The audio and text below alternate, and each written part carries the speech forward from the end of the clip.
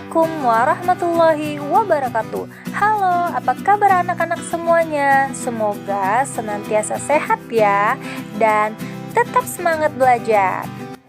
Pada kesempatan kali ini, bersama dengan Miss Liana, kita akan membahas mengenai proses perumusan Pancasila sebagai dasar negara. Sebelum membahas lebih lanjut, apakah kalian masih ingat bahwa Indonesia pernah dijajah oleh beberapa negara? Di antaranya seperti Portugis, Inggris, Belanda, dan Jepang.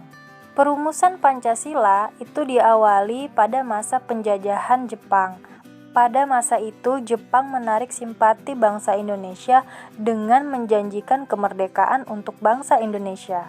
Janji kemerdekaan itu diberikan langsung oleh Perdana Menteri Jepang yang bernama Kuniaki Koiso. Atas janjinya itulah, akhirnya pemerintah Jepang membentuk BPUPKI. BPUPKI adalah Badan Penyelidik Usaha-Usaha Persiapan Kemerdekaan Indonesia atau disingkat BPUPKI. Dan BPUPKI ini memiliki nama Jepang Dokuritsu Jumbi Kosakai.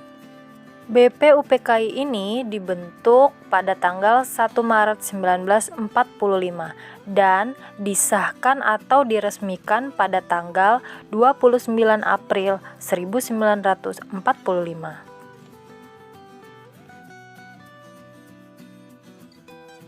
BPUPKI ini diketuai oleh Dr. Andes Rajiman Widyodiningrat dan dua orang wakilnya, yaitu Ichibanga Seiyoshiyo yang merupakan orang Jepang dan Raden Panji Suroso yang merupakan orang Indonesia. Badan ini beranggotakan 69 orang, terdiri dari 62 orang Indonesia dan 7 orang Jepang. Tugas dari BPUPKI adalah mempersiapkan segala hal yang diperlukan dalam usaha pembentukan negara Indonesia merdeka. BPUPKI mengadakan 2 kali sidang. Sidang pertama dilaksanakan pada tanggal 29 Mei sampai dengan 1 Juni 1945 dengan agenda merumuskan dasar negara. Pada tanggal 29 Mei 1945, Mr. Muhammad Yamin adalah tokoh yang pertama kali mendapatkan kesempatan untuk menyampaikan rumusan dasar negara pertama kali, yaitu Muhammad Yamin mengemukakan ada 5 asas dasar negara yang terdiri dari peri kebangsaan, peri kemanusiaan, peri ketuhanan, peri kerakyatan, serta kesejahteraan rakyat. Selanjutnya, pada tanggal 31 Mei 1945, Mr. Supomo mendapat giliran mengajukan dasar negara yang terdiri dari persatuan, kekeluargaan, keseimbangan, musyawarah, dan keadilan sosial. Dan pada tanggal 1 Juni 1945 berlangsung sidang terakhir BPUPKI. Pada kesempatan itu, Insinyur Soekarno mengemukakan pidatonya yang kemudian dikenal sebagai Hari Lahirnya Pancasila.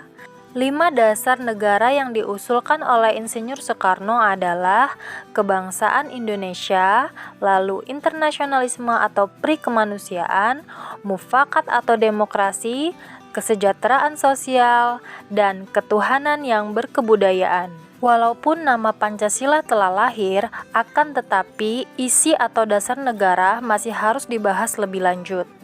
Pada akhir masa persidangan BPUPKI yang pertama, Ketua BPUPKI membentuk panitia kecil yang bertugas untuk mengumpulkan usulan para anggota yang menyangkut masalah terkait Indonesia merdeka. Usulan-usulan yang dibahas seperti usulan yang meminta Indonesia merdeka selekas-lekasnya, usulan mengenai dasar negara, usulan mengenai warga negara, agama, dan sebagainya.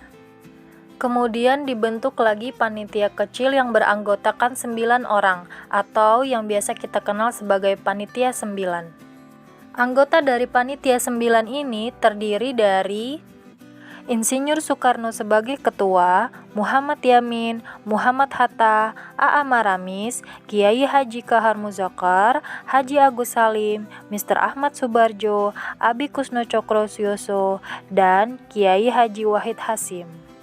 Selanjutnya, pada tanggal 22 Juni 1945, Panitia 9 berhasil menghasilkan rancangan pembukaan Undang-Undang Dasar atau dinamai dengan Piagam Jakarta atau Jakarta Charter. Bunyi dari Piagam Jakarta ini hampir sama dengan pembukaan Undang-Undang Dasar 1945.